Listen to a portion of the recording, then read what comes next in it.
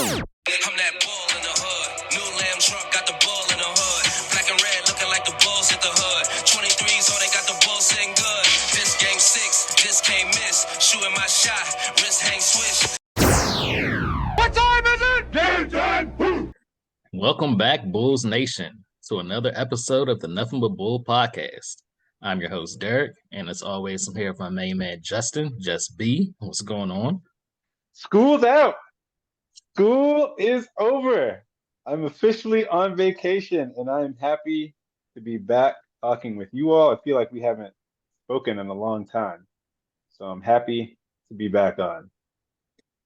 And of course, we have Melissa, Missy. What's going on? What up, guys? I'm so happy for Justin's class to be out for the summer. Let's go, kids. Those kids Enjoy your love me. I don't know lives. what you're talking about. Go drink as much water as you can. And sit as much as they want to.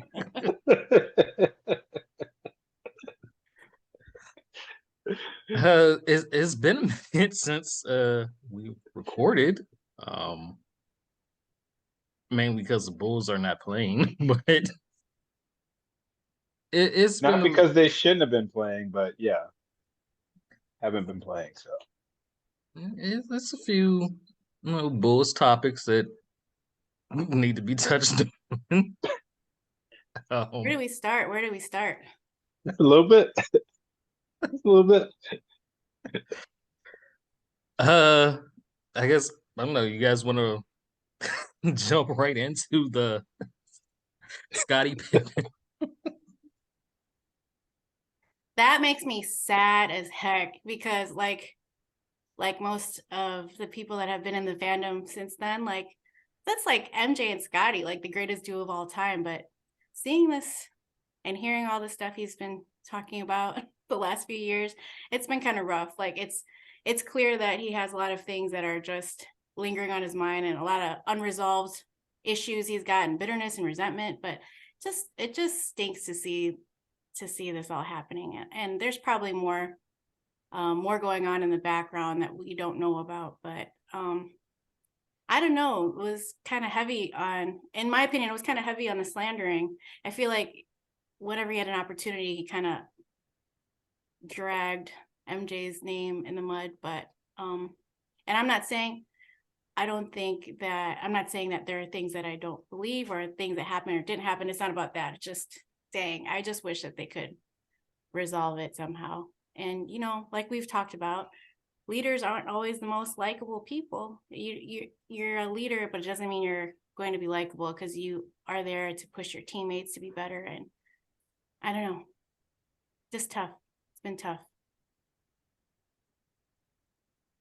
I think differently.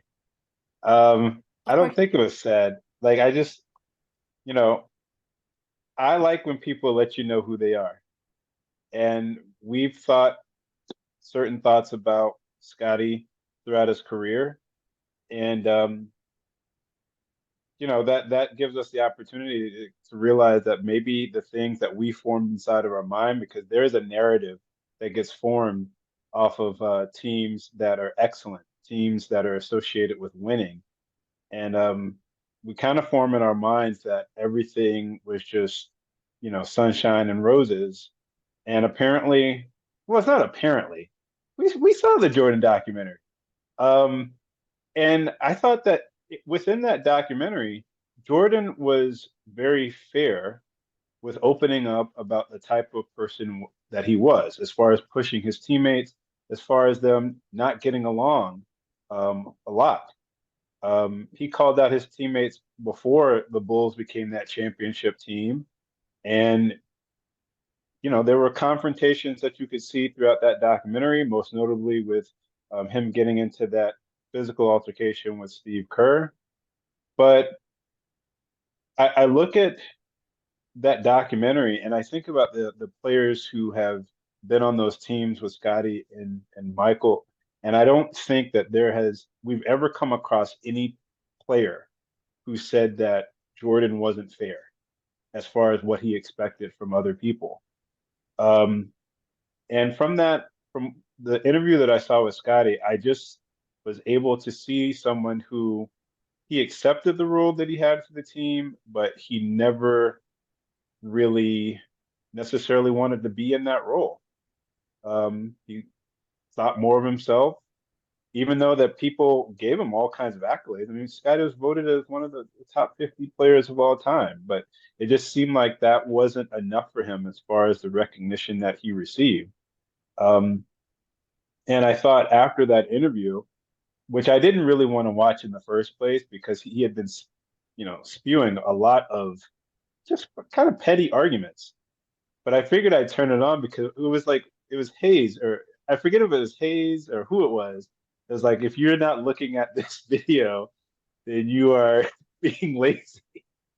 So I wanted to be informed, but I had the feeling that from watching that interview that I wasn't going to be informed, that I was really just going to hear a lot of the same um, thoughts that Scotty had been saying for the past couple of years that really didn't inform me as to why it is that he felt that way.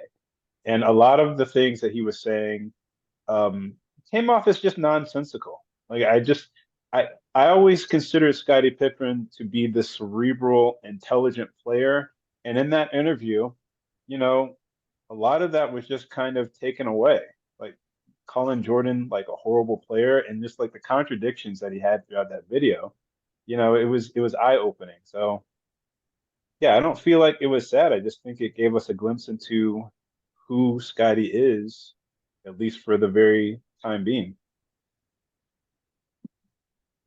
Scotty is a masterful technician of hating. He's a master strategist hater. Like, if you've been living under a rock and don't know what we're talking about, Scottie Pippen was on Stacey King's Give Me the Hot Sauce podcast. Shout out Stacey. And said Michael Jordan was a horrible player, horrible to play with for Pippen and Phil got to the Bulls. He was very smart in saying that because it accomplished what he was trying to do. All of the headlines have been about Scottie Pippen says Michael Jordan's a horrible player, blah, blah, blah. He's getting all these headlines. He's trying to sell his book. He's trying to sell his bourbon. He already knew that was free promotion, that people are going to be looking up Scottie Pippen because he called the greatest player in all of history of basketball a horrible player. So he was very smart in doing that because he knew it would reap the results that he wanted. So that's why I say he's a very masterful technician in hating because he doesn't believe that. He even went on to say that if Jordan didn't retire, that they would have won more championships. He put him on his Mount Rushmore of the greatest players ever. He knew what he was doing. I don't think he believes that, and if he did, then he has a schizophrenia disorder, or he was snorting coke before the interview. He's one of the two. It just feels like it's just all resentment and bitterness, I think, from being like behind MJ's shadow. What do you expect? It's like Michael Jordan, but as much as he's been given his flowers, I still feel like he's underrated as a player, and probably that has a lot to do with it too. Pippen could do like anything. He was a very versatile player, but doesn't justify all of this anger and bitterness he has towards MJ, at least from what we can see on the surface level. Again, we don't know what happens in the locker rooms, behind the scenes, and outside off the court. So yeah, it's interesting. I mean, we forget sometimes that there's a whole human dynamic behind these players too. They're not just basketball players. There's a lot more to that. We, as in the public. What are you shaking your head about, Justin? I don't know. Like I'm listening to like what Derek was saying, and I do agree like with both of you. Like with what you just said, we don't know what was going on behind the scenes, and with Derek saying that he was looking to get publicity. The problem is, I used to work in a bookstore, and I'll tell you, like the majority of people who go to bookstores, they don't read. People don't read nowadays. Like if Scotty was saying what he said, I think it would have done him some good if there was like just a little bit of not necessarily pushback, but like the allowance of him being able to contextualize or add some type of element to what he was saying, where there was some kind of story that was involved. He was just spewing stuff. Like there was like no stories to really go back and like support anything that he was saying. There was no context. There was nothing to make, in my opinion, what is my opinion really worth? But, to be able to say those things and not have any type of anecdote, story, anything to back that up comes across as a crazy person. And just being crazy does not necessarily translate into people going out and buying your book. Like people want to hear something behind that. And I think he did himself like a disservice. I don't know anything about his bourbon sales or anything like that. I know people, everybody wants to drink something, but I don't know if that's going to necessarily help him with any books, because usually when people are trying to sell books, they give you just a glimpse into what that book might say, besides just throwing trash out there. Yeah, he was very vague about stories. He just kept mentioning like his teammates. He's like, well, if you ask anybody back then, if he was likable, stuff like that. Or he had mentioned how nobody wanted to come to the team as a free agent while MJ was there, but as soon as he was gone, it was kind of different. So I don't know, stuff like that with no solid evidence, nothing tangible. But again, I don't know. I think he's also going through some mental health issues too, but with whatever else is going on with what we don't know about, and unfortunately his son passing, though, that's not a joking matter by any means, but he's probably going through some things too. I don't know. I'm like, we know about it. I mean, the other thing, yeah. He's been stuck in the past while his wife was focused on the future. That was what I was not gonna mention. So Justin, let's bring Justin. Yep. I didn't say anything. Let's bring in our guests.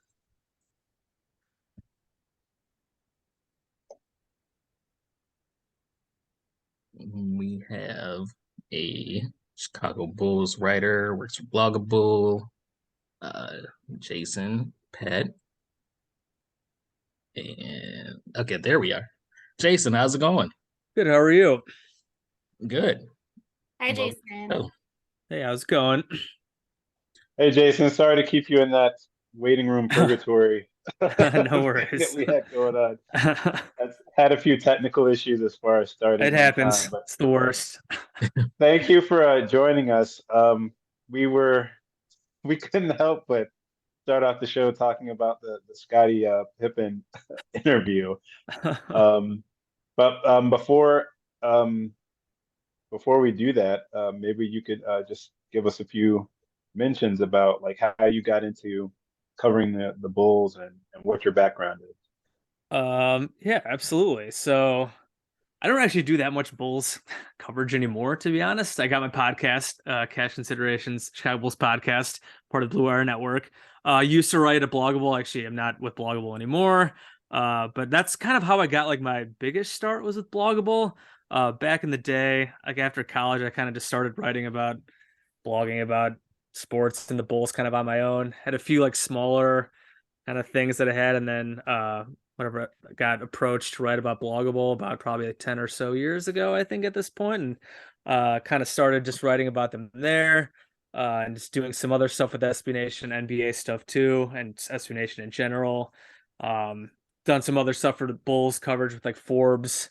Trying to think. I feel like there's been a ton of random places I've written about the Bulls, but most recently was Bloggable and Forbes. Except I don't do that as much really anymore, just because my other job. But my main job with Clutch Points is also sports media and stuff like that as well. So yeah, so it's been about 10 or so years of kind of just blogging about the Bulls, and the podcast is like 4 or 5 years old. We started the podcast me and Ricky O'Donnell during like the Boylan years, I think it was. So that was a great time to start a Bulls podcast Oh. when Jim Boylan was the head coach. So had a lot of fun talking about the team. Mostly just kind of came down to making fun of Jim Boylan and then complaining about how much the team stunk. But it's always just fun to talk about the Bulls, even when they aren't so hot, which I know not the most fun to talk about right now, but going into the off season, always still fun to kind of talk about what could happen, what they could do. So yeah, that's my background basically right there. In your whole I time. feel like I killed my credibility there, setting you up and introducing you the way that I did. But with that time period that you had, you mentioned like talking and writing about the Boylan Bulls. I kind of found that like in that time period where the teams like stink, it kind of brings out some of your best content. Oh yeah. How do you feel about about that? Yeah, I mean, complaining, it's very easy to complain about the teams and say that you can do better. And it's been, the Bulls have been very bad for outside of whatever last season, but they've been pretty rough. Like I said, since we started the pod for a while now. So it's always easy to complain. It does get kind of old after a while, of course, when you're just always complaining about the team stinking. Like it was a pleasure last whatever 2 seasons ago, last season. When they actually were pretty good and like atop the Eastern Conference. So it was a nice breath of fresh air to talk about something that wasn't terrible. But yeah, I mean, it can always, whatever, you have some fun just making fun of the team and complaining about management, complaining about management and ownership for a long time. Even when the Bulls were good, you could always complain about ownership. But yeah, it can bring out some fun stuff. But after a while, you do want to see, as a fan of the team, you want to see them be actually good. And it's fun to talk about games that matter. And not just like the draft and the off season. Although again, talking about the off season can always, and all the slop can bring out plenty of fun too. But it certainly would be nice to talk about more playoff games and, like I said, games that matter. But try to make the best of it. Like, Like a period of time that you had the most fun doing what you do. Like, was there any specific moment or game that stood out to you, or any specific player, anything that really stood out to you most that you're like, oh man, I cannot wait to pod about this? I mean, during the podcast years, I guess, I mean, just being able to talk about playoff games again last year was nice. Even though they, for the most part, did not go well. They obviously lost in 5 games. But even like when I started kind of getting into the Bulls was like the D Rose years. Like when I started a blog was actually like right after he tore his ACL. But when I was still kind of just like doing something like normal, or just like kind of building up and just kind of writing on my own, like obviously writing about those teams, the Tibbs teams, and when D Rose won his MVP, like that was great. Like that would have been great to be able to podcast about it. To not have a pod then, but again, that was when I was still starting to get into it. And like even throughout those next few years with the Tibbs teams, I mean, they obviously were in the playoffs pretty consistently, and you had like the Nate Robinson, like that playoff thing, and when they went to the second round against LeBron in 2015 and Tibbs' last year, when they had D Rose and Jimmy, Pau and Joakim. So like that was obviously fun to write about. Again, with the podcasting, it literally has been mostly bad outside of last year. So I mean, like last season, again, playoff games were cool, and then when like DeMar was kind of going through his stretch last season, when he was just on a roll, a lot of fun to talk about him, and just when they were going good with Lonzo and all that. But we haven't seen Lonzo in a year and a half, and who knows if we'll ever see him again. So very sad. Like, so cast considerations, which Justin should have led with. Yeah. It's obviously came around when the Bulls traded Jordan Bell for cast considerations. And Yeah. I would assume that's what you guys were mocking, and Yeah. those horrible. Basically that, yeah. Obviously, they traded Jimmy. They traded the pick for Jordan Bell, they traded the Jordan Bell pick for cash considerations. I think like that also kind of goes even further. Like I remember in I think it was 2012 or 2013, after D Rose got hurt, I believe they traded Kyle Korver for cash considerations too. Or it was like a trade exception, so it was like they traded it for basically nothing. So like that was always something we mocked, because just like a cheap move to trade Kyle Korver for nothing and basically whatever cash. There might have gotten some cash out of that, but yeah, it kind of started with you trade Jimmy, you start your rebuild, and then you trade. It didn't even have anything to do with really Jordan Bell. Like Jordan Bell obviously didn't really amount to anything. He had a few like okay years with like the Warriors or whatever, but like it was just more like the principle of the matter. That's whatever they trade Jimmy, you're starting a rebuild, and then you're just selling off your second round draft pick. Again, second round draft picks often don't amount to anything, but sometimes they turn into Nikola Jokic or Draymond Green. I believe that year I've joked about they could have taken Dylan Brooks. I think Dylan Brooks went like 40 something that year. Obviously Dylan Brooks is now hated around the NBA, but he had a few good seasons. And Dylan Brooks is someone like who the Bulls could have probably used for a couple years there before he became a total heel and complete chucker and gunner. Like I said, he had a few good years there with the Grizzlies. We'll see if he turns things around. But yeah, it was the principle of the matter. You're starting rebuild. You're selling your second round pick. You're claiming that you have that their draft board was totally like gone. And we were just like, seems like that'd be a great name for the pod, especially when like the Bulls, like we got ownership, like to make fun of ownership for being cheap, never paying the luxury tax. So it all kind of just worked out perfectly from there with that name. So you said you started writing about the Bulls, the D Rose years. Were you a Bulls fan before that? Oh yeah. I grew up a Bulls fan. I grew up in Chicago suburbs. Like I first started watching like 1993, so like end of the first whatever three-peat. I mean, I was super young. I was like 5 years old then, but then like started watching like my dad when he would have them on, and I was like a little kid, just kind of watching, not really knowing what's going on, but interested in it. And then like whatever the second three-peat when Jordan came back, that's when I like really started getting into the Bulls, and I stuck with them through the post-Jordan years. Those were obviously some very bad years, but I mean, I loved watching like the Gordon, Heinrich, Luol Deng teams, the Baby Bulls in the mid like 2000s, stuff like that, and have continued ever since. Like I said, so basically since I was 5 years old. At this point, I'm 35 now, so that's like 30 years of my life being a Bulls fan. So fun stuff. So yeah, you grew up like with the dynasty. Yeah. So got to ask your opinion on this Scottie Pippen interview if you've seen it and what he said about Michael Jordan. Yeah, I mean, Scottie is in a rough place right now, it seems like, with all this stuff. Clearly, whatever, the Last Dance stuff has rubbed him the wrong way. Not really sure why. I mean, I think Scottie gets a pretty fair shake. I mean, some of this, whatever, negative stuff, it's stuff that everyone knows about, whatever, like the sitting out the play and all that kind of stuff, whatever. I mean, MJ talks about how important Scottie was. Maybe he doesn't get quite as much credit as you would like, but I mean, Last Dance was an MJ production. It's obviously going to be mostly MJ, and between that, seems like, and now Scottie's ex-wife dating Michael Jordan's son, I cannot imagine is really helping the situation here. It seems to be probably also factoring into some of the negativity coming from Scottie. And I know, like when that quote was first going around, he was on Stacey King's pod. I know Stacey tried to like downplay some of it, but the quote that was initially going around, it seemed like made it seem like MJ called him like a horrible, or Scottie called him like a horrible player. There was like some of the context. It was more that before the dynasty, before Scottie was there, that it was more like he was just like not a winning player again. So like I know what he was trying to say. It obviously came out very terribly when he said, "Oh, he was a horrible player," just because like horrible to play with. I think he did kind of try to clarify that's what he meant, just because whatever. I mean, MJ, like, whatever, he was obviously very good. He was not horrible. He was not bad. He was scoring. He was great from the start. But there was the criticism that he was, difficult to play with, that he was too much of a ball hog. If you've ever read the Jordan Rules by Sam Smith, a lot of that stuff is in there. That was from the first championship run. So like some of that's, and like if MJ would have come up in like now with social media and if he was, and they fell short all these years, and some of the like stories came out about some of the difficulties and like his attitude toward teammates.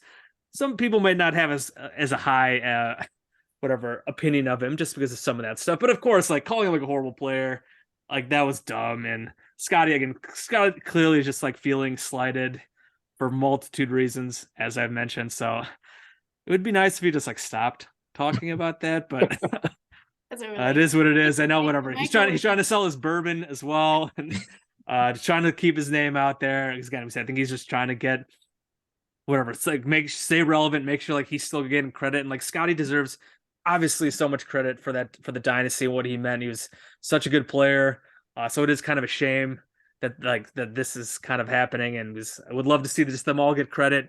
They were all awesome as a team, and Again, I wasn't like I couldn't fully appreciate it because I was whatever. I was like 7, 8, 9 years old when that happened. But I mean, just even looking back, watching old games, I love sometimes just like watching some of those old games on YouTube and watching The Last Dance. Like you appreciate how good they were. So it's like unfortunate that some of the quotes that have been coming out about it.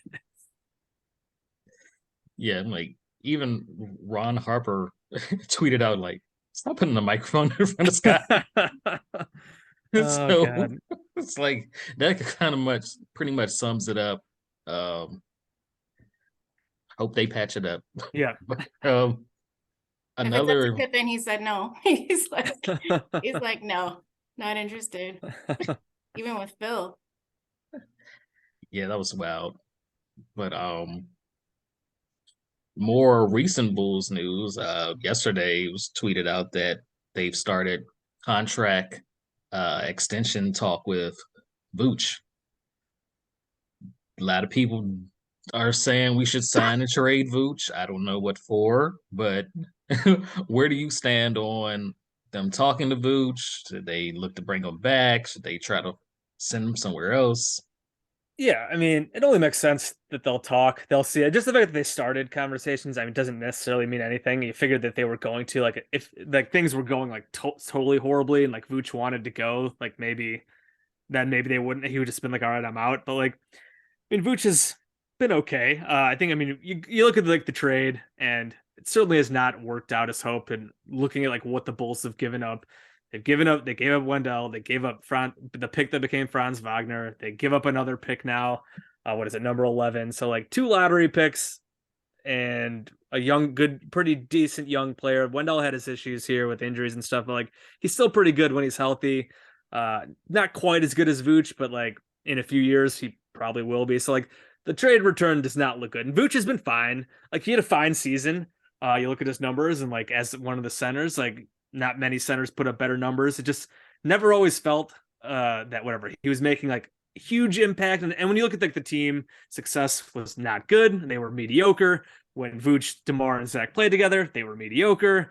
Even though, like again, all three of them like had pretty good individual seasons if you look at it statistically, but as a team, it just like didn't really work because of I think just the fit of the team, the lack of shooting around them, some of the other pieces. So it just didn't really work. So like in terms of his future, like I'd be fine if they do not bring him back. Like you could trying something. I mean, I think they just need to try something, a new direction in some way. I don't really want them to bring everybody back. And like Vooch, I mean, that he is a free agent. Like if they could sign and trade something for him, again, what that is, I don't know. That's always the big question. It's like, oh, like whatever, you can let him walk or whatever, try to sign and trade. But then it's like, what is it? You've seen like DeAndre Ayton rumors out there.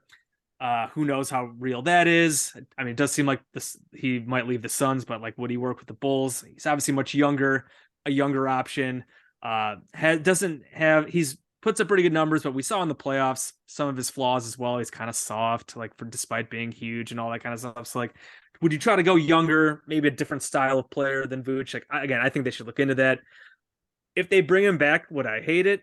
Depends on what the extension is. Like, I don't really want to give him long-term money at this point, but if you bring him back on like a short-term deal and it's just whatever, like he's made like 20 million this season, like short-term deal, probably less than that, like per year. Like, could you talk me into it? Fine. You could use him as a trade chip if you really want to. It's probably better than letting him walk because I think in general, if you let him walk, it's not like they're going to have cap space really to get someone else to replace him unless you can find someone else cheap, which you can find effective centers decently cheap. And again, while Vooch puts up pretty good numbers, like in terms of like overall effectiveness and impact, sometimes you're just like, is it really there? I mean, you look like the play-in games, like against the Raptors, didn't do much. Against the Heat, didn't do much. So like Vooch, it's just kind of like, it's a weird spot. Like you do wonder like if they're worried about, they traded so much to get him, and now they're just gonna whatever let him walk. Like after all that, like I feel like that makes them look bad. So they're like, well, we just need to keep him around and try to get the most we can out of him as a player. So you could maybe see some of that. So again, I do think they probably should have talked more about this extension stuff during the season, and then like maybe they could have looked to trade him in season, but clearly they had never really had any intentions of doing that kind of sell off. They didn't make any moves. They signed Patrick Beverley. They went for it. They had the Heat on the ropes in the fourth quarter, and now the Heat are in the finals, and the Bulls are just clowning at home. So we'll see what they do with Vooch. Like I said, I'm not totally opposed to bringing him back, but it's got to be right price. And again, he's getting into his mid 30s, so you really just can't sink a ton of money into him and just like this core in general because they've been too mediocre. You got to either try something else or if you're going to keep this core around, they obviously need to make some other right moves around them to help bring out the best of them, whatever that actually is. I feel like maybe I'm in the minority, but I feel like, and I'm not saying that you're doing this by any means, but like that people are kind of judging Vooch based off of his first year here, like his first official year, when it wasn't a bad year. It just wasn't what we what we saw when they made the initial trade. Right. But looking at, you spoke about like the team being mediocre. Do you look at like Billy Donovan and do you feel like he is a coach that can, if they make some moves, maximize whatever talent that they have on the roster moving forward? Yeah, for Billy, like I think Billy's fine. Like I don't know if you consider him great. I feel like there's like a few coaches that are like pretty whatever top of the line. Like you look at Eric Spoelstra, obviously a lot of people think he's great. His track record says it. And there's some other good coaches that you would probably view as elite. There's a few that are probably bad. I don't think Billy's bad. I mean, Billy does deserve credit for having the team's defense basically borderline top 5, top 10 all season, despite having a roster that you wouldn't really think they would be for that when like have that kind of defense. When you have Vooch, DeMar, and Zach, your top 3 guys, to have a top defense, you got to give Billy some credit for that. I feel like a lot of it has always come down to like his offense and has it been good enough? Like, is he creative enough as an offensive guy? Flexible enough? Maybe, I don't know. And like the young player development hasn't been great. So like, again, I think Billy's like fine. Like I'm not gonna say like I'm gonna sit here and be like Billy needs to be fired. Like obviously a lot of big coaches have come on the market. I mean, and have been fired after playoff disappointments, whether it's Monty, Nick Nurse just got hired, Doc Rivers. What are the other guys? Who else? I mean, Nick Nurse just went to wherever, Philadelphia. So like all these big name coaches have kind of come on the market. Like Mike Budenholzer is another one. Like my podcast co-host Ricky O'Donnell was like, oh, they should fire Billy, hire Bud, because Bud has a track record of at least like he's won a title. That was more Giannis than Bud. Bud's gotten criticism too for his not being flexible enough in the playoffs. Like, do I think there's like a big difference between Billy and like Mike Budenholzer? Like, I don't know.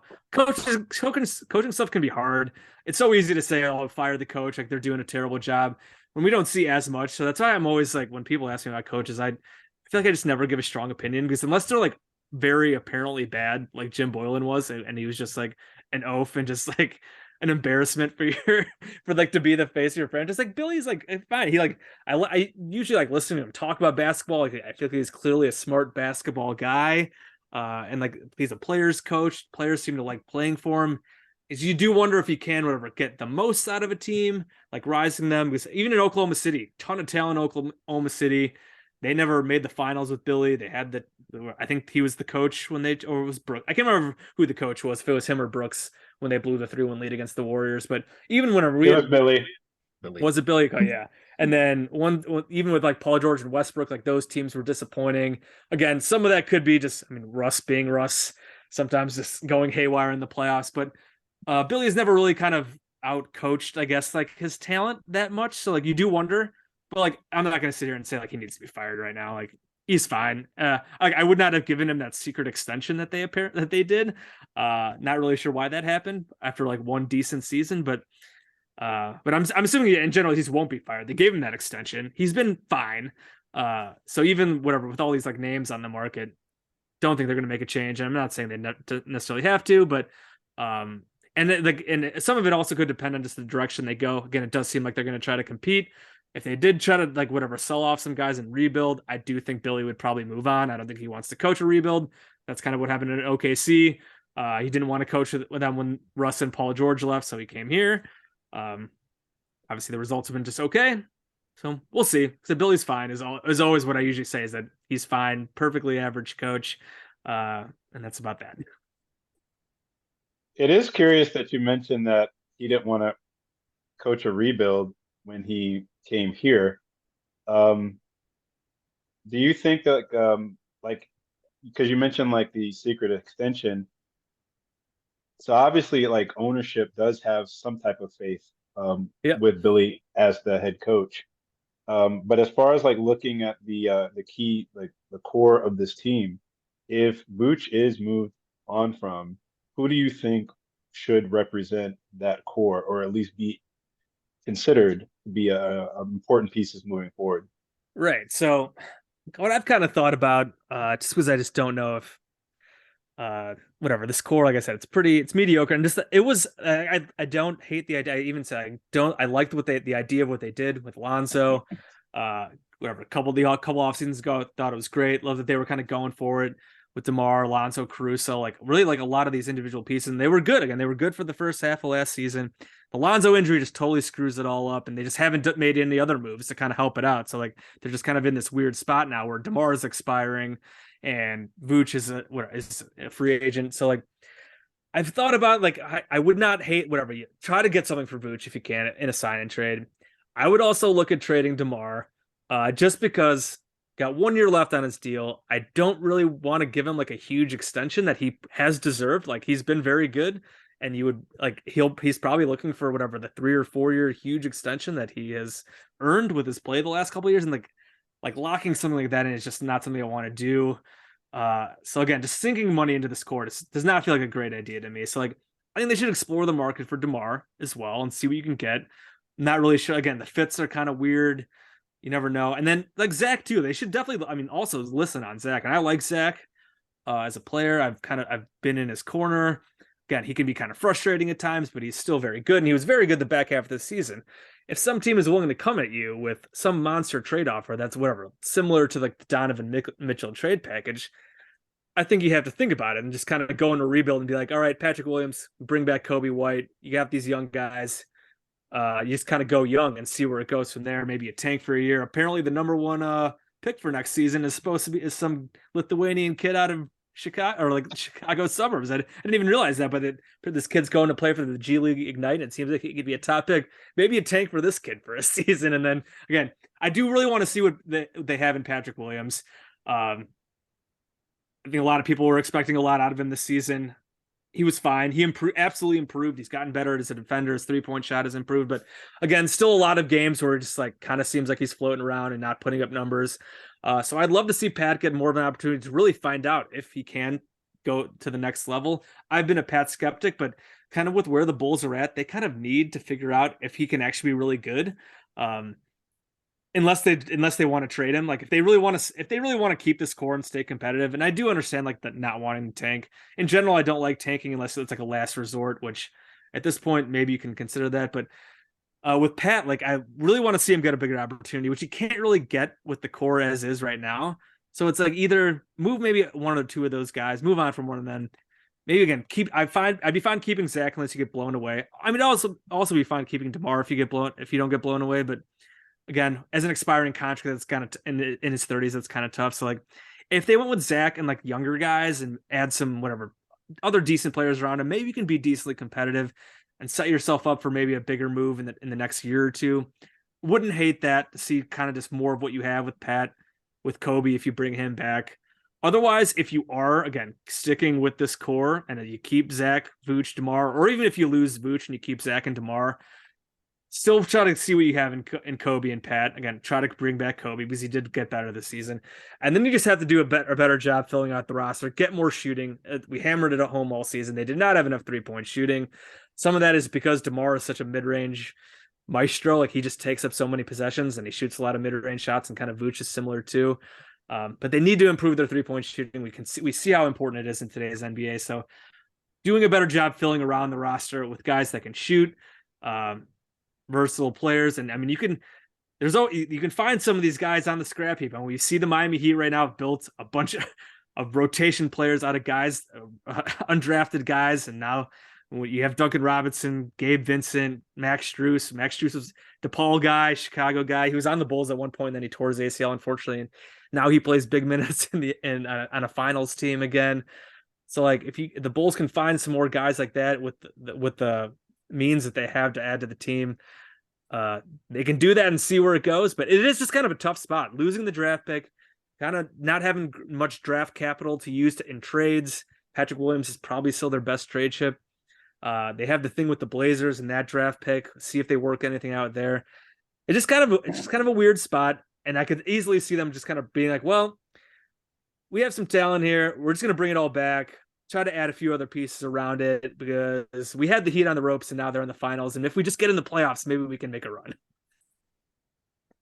That definitely sounds like a Jerry Reinsdorf brand organizational way of thinking of, we had the Heat on the ropes and they went to the finals. If we won, who knows? I don't know. I'm not fully against complete rebuild, only for the fact that it might make Billy quit since they won't fire. I do think he would quit. I do not think he would stick around for a rebuild. I'd be very surprised. I mean, I guess whatever, if they're paying him enough, maybe, but I feel like he might be able to get another job somewhere else for a win now team. And you go somewhere else. But it just seems like based on what happened in OKC, he would not really have the appetite for a rebuild here unless they promise like, oh, it's going to be like a fast one. But I don't think they can really promise that because they don't have any draft picks. And just like not that much young talent. So like I feel like he would definitely, if they went the tank route for a year, I feel like he'd be out. But who knows? You never know. Maybe that's something the front office can float in the media, the idea that they're going to start trading everybody. I don't know. I'm not really a big Billy Donovan fan. You mentioned with him having that 3-1 lead, and I thought about it, the amount of talent, like you said, that he had on OKC, even with them not having Harden on that team, that was a team that was pretty well stacked. And one specific thing happened. Andre Roberson, like one of their better defenders, I will admit that, but he went down, and it was like Billy could not find any way to maneuver around that. And it made me think that was a small sample size, but then we look at the whole entire Lonzo Ball signing. And while I do appreciate what Lonzo added to this team, if we're really like being honest with ourselves, Lonzo is probably the 17th best point guard in the league. And I think it's kind of problematic if you are relying so heavily on a guy who hadn't even really established himself fully in his career because he was facing, a lot of injuries early on. I think it's somewhat problematic to have Billy in that role where you are going, forward with him as the head coach, when, as you mentioned, players haven't developed. The team doesn't have an offensive identity. Lonzo gets hurt, and we have a small sample size of Lonzo. 35 games, which I've mentioned before, is only 10 more games than Linsanity. So even that is kind of a small sample size of, do we have like a full understanding of the trajectory of Lonzo Ball's career and the effect that he's going to have continuously on this team? But, just coupling all of that together, I still think it's kind of problematic to continue down the road with this guy that you mentioned, has not developed players, and blew the lead. I'm kind of torn on that. Yeah, and I understand. I feel like a lot of people have called for Billy to be fired again. I feel like the secret extension is just weird stuff. You have one good season, and again, it was a okay season. I mean, they were first in the East for a while. Lonzo goes down. Then they ended the season terrible. I mean, they were one of the worst teams in the league the last quarter of the year. They were getting smoked on the regular, and they got smoked by the Bucks. They get one win, but the last 3 games they got absolutely embarrassed. So like that should not. I know the bar was very, very low, but one playoff season where you finish 6th and your team falls apart at the end of the year, shouldn't really warrant a secret extension. And again, they did not come out and applaud. They didn't say, "Oh yeah, we gave Billy an extension. We think he's doing a great job." It happened in secret, and it was reported at the beginning of this season that they gave it to him. And it seemed like the same thing happened with AK as well. I know obviously you don't want to have guys in the lame duck year necessarily, because a lot of times it just doesn't work out great. But I think Billy still had more time. He had been here 2 years only. It's not like they had to extend him, but they did, and they didn't say anything. They didn't announce it, and it comes out as a secret. It's just weird behavior. But I feel like just standard practice for this ownership. Just weird, small mentality stuff. So yeah, like I said, I don't think Billy's going anywhere. I'd be shocked. Would I care if they fired him? No. Again, I'm still like ambivalent about him. That we're like where the team is at, it's just like whatever, and they can certainly do better. They could probably do a little worse, and that's why I'm just kind of like whatever. Like if they just want to keep doing what they're doing, it'll be fine. But like it's just kind of that it is. That's kind of where the Bulls are just at right now, like in this kind of mediocre, just like level where it's just like fine, but not really good, and you just don't really know where the upside lies. You just kind of wish that they would have at least waited till end of this season, because Yeah, right. what did he really do to earn an extension, a secret one at that? Yeah, exactly. Yeah. One good season. Again, the Bulls hadn't been in the playoffs for a while, but one good season where you win 46 games and then you get smoked in the first round, like, is not really impressive. Especially after whatever. The expectations were decently high. They make all these big moves. And again, they did have a good record to start the year, but the fact that they did fall apart without Lonzo, I mean, they still had whatever. I know Zach was hurting too, but they still had these guys kind of playing. But the fact that they weren't competitive basically at all the last quarter of the year. Anytime they played a good team, they got absolutely thrashed. And then they get thrashed the year, whatever. It's 1-1 after they win that game 2 in Milwaukee, and then they lose the next 3 like by 20 each. Like that's certainly not a feather in your cap, Billy Donovan. But they felt whatever, one good season, one return to the playoffs was good enough to give them an extension, and didn't really make much sense to me. But here we are. Mm-hmm. We have. I feel like you started off saying that Billy was fine, and we got you to ambivalent. I feel like we're kind of like pulling you over to our side here. But do you think there's anything that the Bulls can do internally to grow and get better as a team? Yeah, I mean, you hope Patrick, again, a lot of it comes down to Patrick Williams. Again, we thought that was going to happen this year, and he did get better, but just not. It's just been very slow, baby steps with him. And again, some of that is also got to be on coaching. Some of it is just on how the team is assembled. There just aren't as many touches to go around when you have DeMar, Zach, and Vooch there. And Pat is just not a guy who seems like he's going to take the bull by the horns and like go look for his own offense. And we keep waiting for that to happen. Like sometimes you see it. It just does not happen enough. He just seems to be deferential in nature, which is why I would not mind whatever moving off some of these guys and seeing what you really have in him. Because like, again, with where the upside is of the team right now, it just doesn't seem that high. But if Pat is able to somehow break out in the next year or two, and like maybe he can be one of those guys, like maybe the future does look a little bit brighter. But right now, it's just like he seems like just a nice young role player, which is fine. I think he'll have a long career. Again, defensively, he got a lot better. He can shoot decently well, even though his shot's still like really slow. His volume isn't great, but you really hope that he gets better. We'll see what happens with Coby White. I mean, Coby, again, he did get a lot better at the end of last season. I had kind of soured a lot on Coby. Was at the end of the 2 seasons ago, whatever, the last season, whatever you want to call it. Coby was really bad down the stretch. He coming off the surgery, he was kind of inconsistent, as he's kind of always been, but then he was really bad down the stretch. He was really bad against Milwaukee in the playoffs. This season, he kind of started slow, but then he was legitimately got better as the year went on. You could see clearly he's made strides with his handle. His 3-point shooting is still inconsistent. I think that's just going to be the nature of the game, but it was turning into a situation where like he didn't have to be hitting threes to actually be doing good stuff on the court. Defense has gotten a bit better.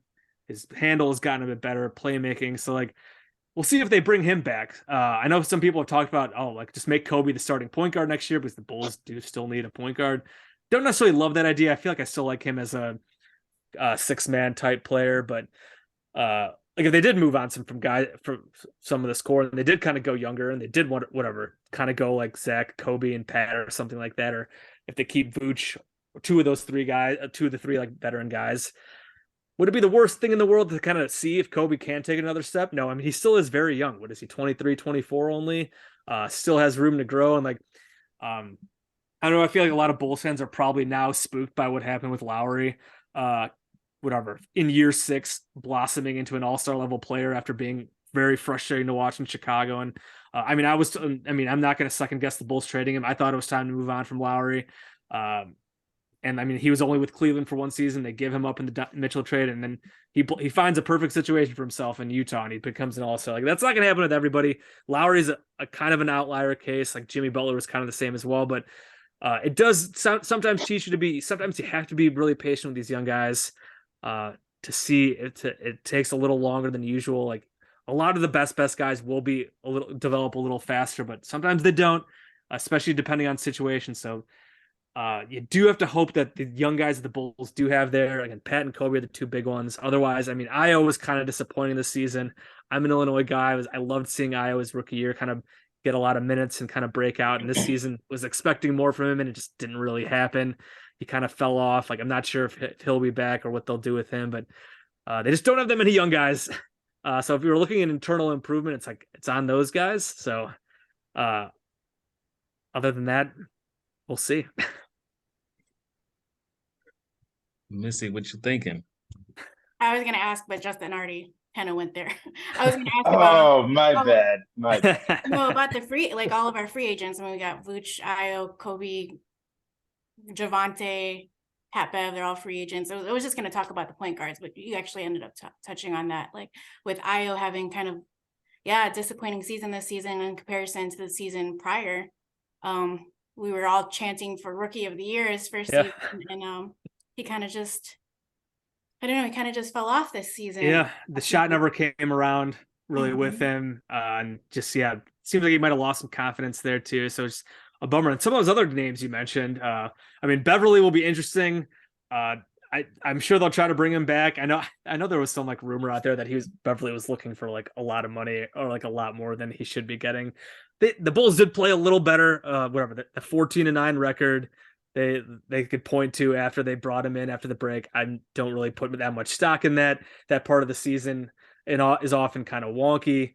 In the play-in games when it really mattered, the Bulls got smoked by the Raptors except for one quarter, and they won because DeMar's daughter made the Raptors miss 18 free throws. Like, they should have lost that game. Like, Zach and DeMar's daughter single-handedly won that game. So like, and then the Heat game, they blew that one too. So like, when it really mattered with Beverly around, like, he didn't do much. But like, if you want to bring him back as a veteran, leader to get these guys fired up and all that kind of stuff, like, I certainly don't mind it. We'll see. Like Javante, tough with the injury stuff with him. Like, love his energy, love him as a down the bench guy. But another problem with him is just like, and just the roster in general, was they just had so many guys that felt like they were kind of similar. Like him, Io, like Derrick Jones Jr., even all these just like energy guys who can't shoot worth a lick. And like, whatever. It's nice to have like maybe one or two of those guys, but like, they had so many guys on the team and just like brought down the overall shooting of the team. It's just like hard to bring all these guys back. So like, if they try to bring Javante back again for cheap, like, I wouldn't hate it as an end of bench guy, but they need to use some of these roster spots on guys who can actually shoot the ball. They need to not have Marko Simonovic holding a roster spot like he has for 2 years now and not able to play. Please use that roster spot on somebody else. They certainly could use another just upgraded point guard in general if they try to get some type of veteran option in there. I know the D Rose rumors. I saw some New York guys talking about Rose. Again, I wish Rose shot better, and he's kind of getting up there too. Like, you would worry about him kind of going the Dragic route. Dragic was good for like a month, and then he just kind of fell off, got hurt, and then he's kind of washed up. Just would love some players who can shoot the ball. Love a good veteran caretaker point guard that could just be a bit better. Like I said, I just don't know how much they can actually do with what they have salary wise. Like I said, if you want to make a trade, if you want to get something really good, you probably have to trade Pat. I mean, some of the point guards out there this summer, offseason, there's not that many. Like Fred VanVleet's a name. I don't know how, like, I know like a Raptors athletic writer talked about, like, you could use Lonzo's salary and like trade Patrick Williams to get Fred VanVleet. Like, I don't know if I'd really do that. Like, I don't, like, Fred's good. He's an Illinois guy, but like, getting a little up there in age and miles. Like, is that really going to move the needle for you? I don't know. It's like, it is just kind of tough to see like what they will do for some of these, whatever, or get a better point guard to add some shooting. But it's fun in the off season. Always fun to talk about and look at ways they can get better, because they certainly need to get better in some way. If they're not going to, if they're going to try to stay competitive, they need to get better in several areas. If they look to trade rebuild, then obviously sell off some parts, sell off guys, and do whatever. But we'll see. Well, we know Derek is a big fan of Carlik Jones, and Drummond has been working on his 3-point game, so there's hope.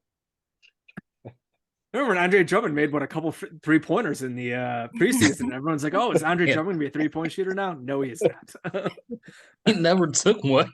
Yeah, I think he took like a couple maybe in the regular season, and but that never turned out into a thing. It was a fun preseason flash in the pan. He had ice in his veins for preseason. thawed out during the regular season.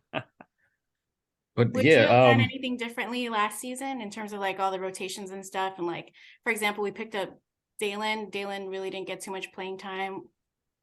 Yeah, we talk about internal development. I guess I keep forgetting about Dalen Terry because the Bulls forgot about Dalen Terry. He didn't play at all, and like he clearly was super raw. You can't shoot. He's when you put him out there, he's just kind of like running around, just a ball of energy, which good. Like again, that kind of falls into like they have all these energy guys you can't shoot. Dalen, Javante, Derrick Jones Jr., even Caruso is like that too. Like Beverly's an okay shooter, probably the best out of that group. But like you have all these energizer bunny guys, but they can't shoot and just kind of brings their team down. It's like they need to get Dalen in the shot lab, work on that shot, get that shot better. Because I'm assuming he will hopefully get an opportunity. You would think that your number 18 pick would get a chance in year 2. But again, he's clearly just has a lot to work on in terms of that shot, in terms of just like awareness on the court. Because again, while that energy can be good, a lot of times if you're out of control, that it can be not good, turnovers, fouls, stuff like that. So clearly got a lot to work on. The sample size is so small that we really don't know what they have. He's super young. Would love to see more of him next year. Would I have liked to see them maybe give him more of an opportunity this past season? I think so, because I mean the team just wasn't very good. So like you might as well have tried him out a bit more. I don't think it really would have mattered that much. Just again, he was a young, super raw player and just isn't good yet. But even just to get him on a better developmental track, to get him some more minutes, I think he was like possibly the bottom in the league out of all first round picks who played, or very close in terms of minutes. So like if they're going to develop guys, I guess that comes back to the Billy thing about not developing young players. Love to see Dalen Terry get some more minutes and make some strides this year. yeah, Dalen has played the least amount of minutes anybody has ever played from being picked at that There you spot. go. Like, there it is. we were calling for it like all season, like you can just throw him out there and give him a few minutes, and like you're just giving him none, and then you're just sending him down to Windy City to play. Yeah. But yeah, it came out a report that said privately the Bulls don't think Lonzo Ball will ever play again. Are they going to use that career-ending exception and get that $20 million to be able to sign somebody? I mean, I don't know if they'll use that career-ending one yet, but they have the disabled player exception they could use for next season, and there's no reason to think he'll play next season. I mean, third surgery, and this surgery is like super unique. There's no reason to expect him to play next season. And then at that point he'll be going to year 4, the final year of his contract. Like maybe he'll play in that next year. Again, it'll be a slow process though to get him back. So like I'd be surprised if they went that full, like, whatever career ending route, surge or whatever contract thing route, but disabled player exception they can use. And I think when that is the case, I think they get something like they can use like half. I think the DP is like half of his salary. So I think it'd be like 10 million or something like that they could use to, I believe, acquire someone in a trade. I don't know if they could sign somebody with that. I'm not totally sure. I'm not all totally up on the CBA and all that kind of stuff, but it would be another avenue to possibly try to add to the roster. Again, there's always the concerns about luxury tax. How much are they going to spend on this team, especially with how mid they were? Who knows? But yeah, when it comes to the Lonzo thing, they should use something to try to get some relief there and try to use another avenue to improve the team, because he's not going to play the season. If there was any chance of him even returning this next season, like he wouldn't be good. It'll take a ton of time for him to get back up to speed. So there's just like no reason to think that he will be back and making any type of impact in at least this coming season. And he might not ever play again. I think that's definitely a possibility based on what's happened and based on the reporting out there. Yeah, the career ending exceptions, the full 20 mil doesn't go towards the cap. Disabled is half, which would be 10 mil, but it counts towards the cap. Right. And would push them into the luxury tax. Yep. And we know that Jerry is not paying the luxury tax. Exactly. So it's either use the full thing and have money, or you're just going to sit around and pray that Lonzo comes through the door eventually. Yep. Yeah. They had to do something. You can't just let it sit there. I mean, if you want to try to trade him, I don't know who's taking that contract. You have to, again, that's a situation where you trade the contract, and then you have to trade like Patrick Williams or something else good to get something okay back, because I don't know who's taking on that deal. unless another team is just like willing to take him again, like, and then whatever, use that career ending thing and just like get him off the books. Just doesn't seem like a trade is feasible. You never know though. Sometimes weird stuff happens, but yeah, got to do something with that contract because you can't have 20 million sitting on your books, not doing anything. Just bottom line. No, a lot of people have been talking about, since the Bulls like don't have money and maybe trying to trade with Portland for their pick so they can draft Scoot and use him as the point guard. But I think you're like giving up Zach or DeMar. Do you see that as a possibility of AK trying to go that route and trading for the number 3 pick?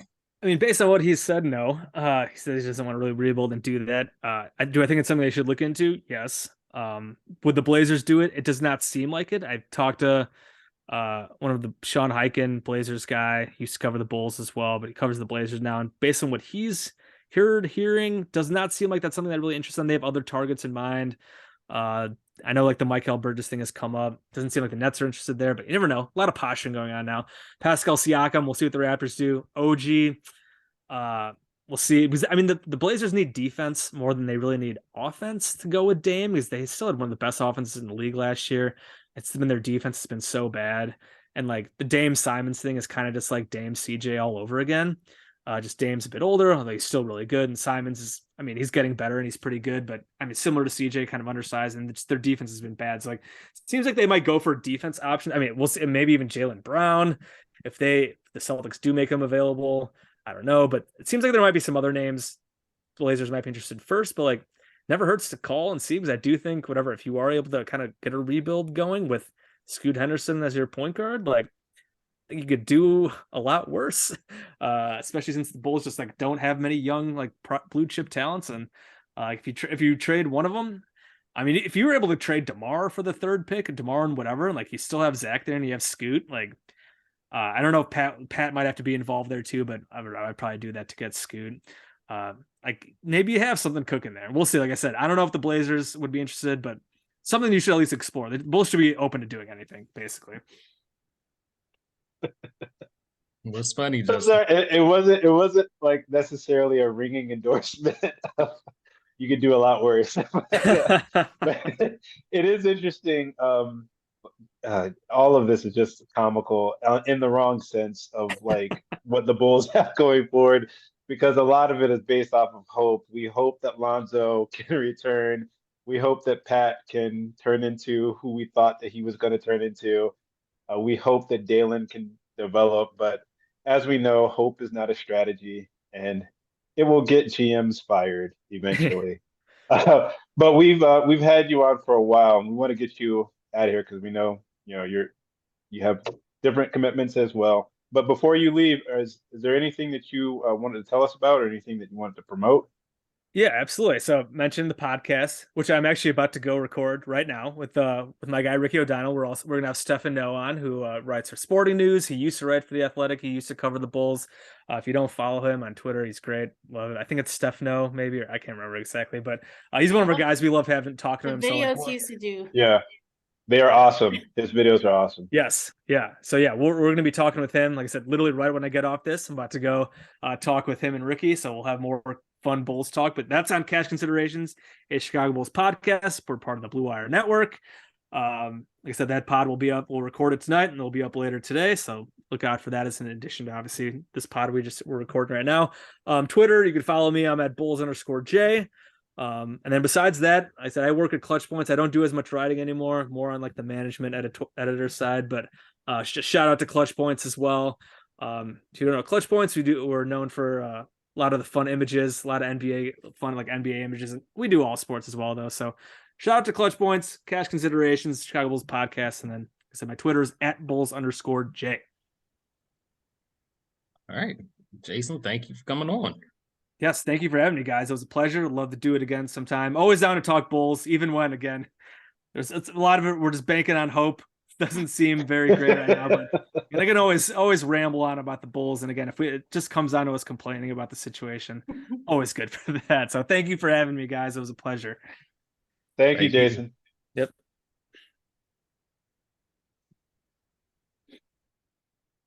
All right. So that was our guest, Jason Pat.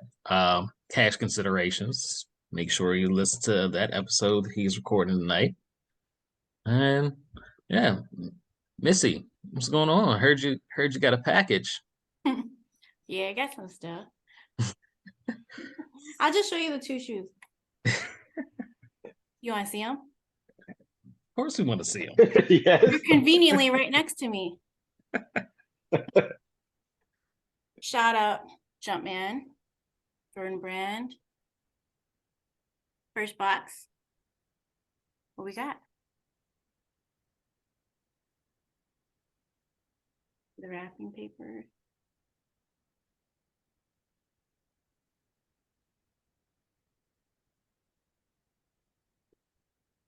Woo! Travis Scott. Woohoo! Lowe's. Nope. Travis Scott. I can't believe we're doing a sneaker unboxing right now. And on to the next box. Like, hey, it's the off season. We gotta fill this with something. This packaging. Rose from the concrete. Mm-hmm. Not Derrick Rose though, but Tiana. That's the inside. Let's see. All the details on the packaging, just so Nice. fire. So clean. That's the wrapping. Okay, these though. I'm How sure- many packages do you have there? This is the actual shoe. There's two pairs of Oh, shoes. okay. Okay. Whoa. These are so clean. Look at the details on this. You got to back it away from the camera because it's like picking up like other stuff. There you go.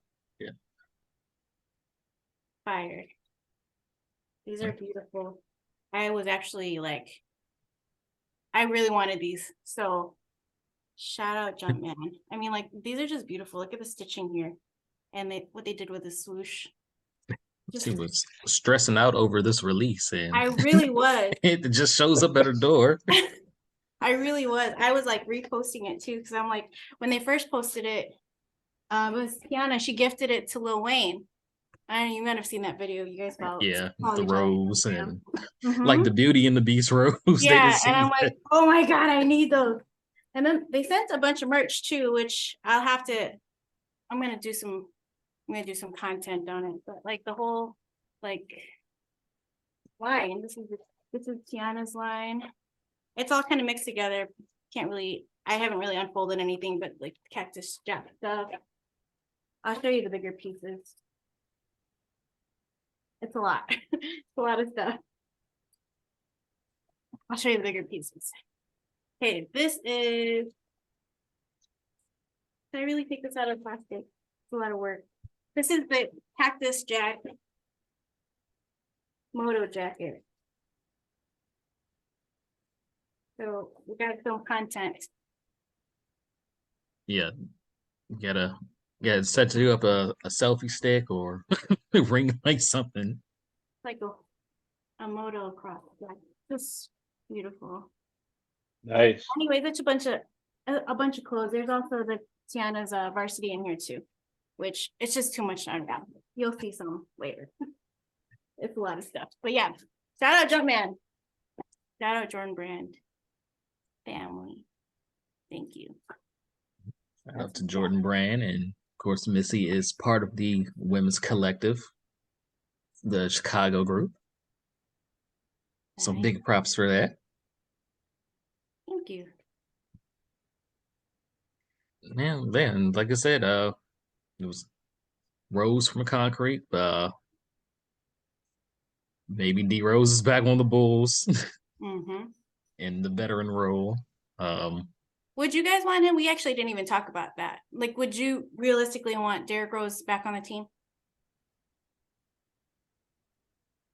I've said if this is going to be like a retirement tour, sure.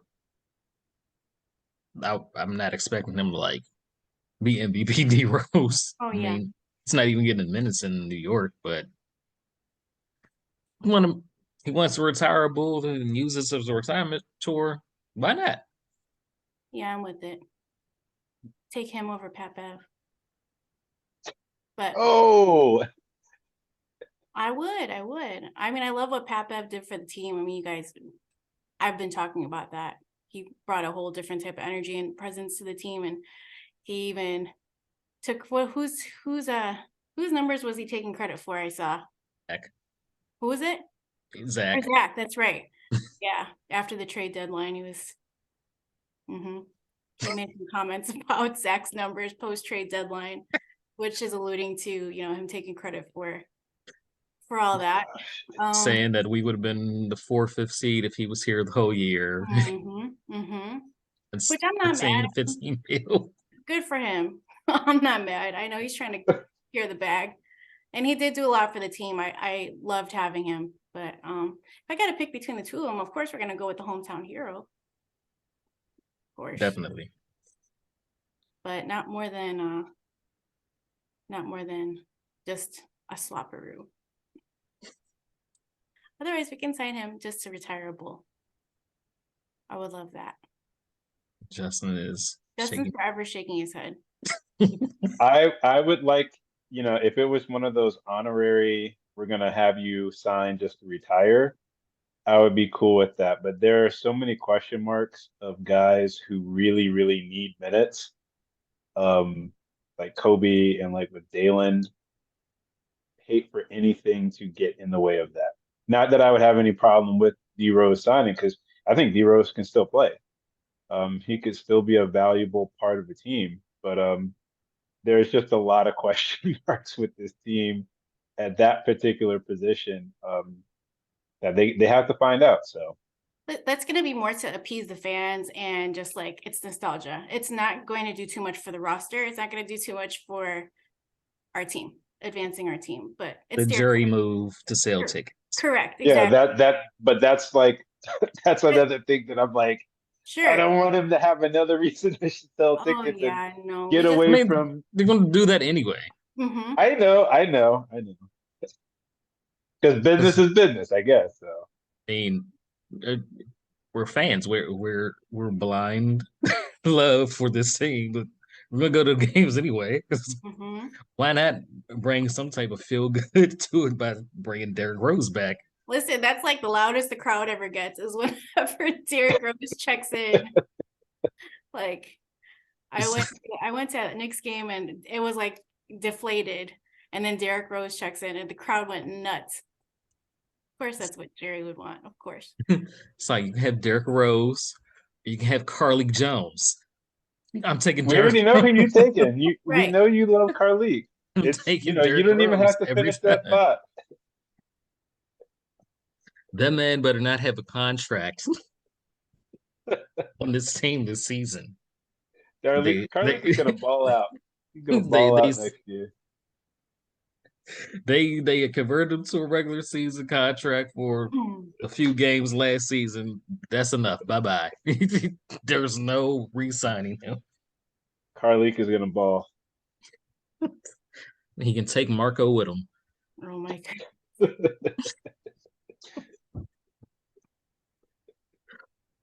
But other than, I guess, looking forward to seeing if they do anything on the draft night. Next thing we have to look forward to is Bulls Fest, which is August 18th through 19th at the United Center. Justin, have you gotten your flight details and stuff in order? Or are you going to come? No, not yet. I am working on it. I have a lot of things that are in transition right now that I am working on. So hopefully, and there's a good chance that leads me to Chicago on those days, but it's still wait and see. We'll see you then. This gave you no choice. We'll see you then. You gotta complete the trio, so Just letting you know. So you I'll can- find a way. That's right. I'll find a way. Yeah, I guess. And till next time, then.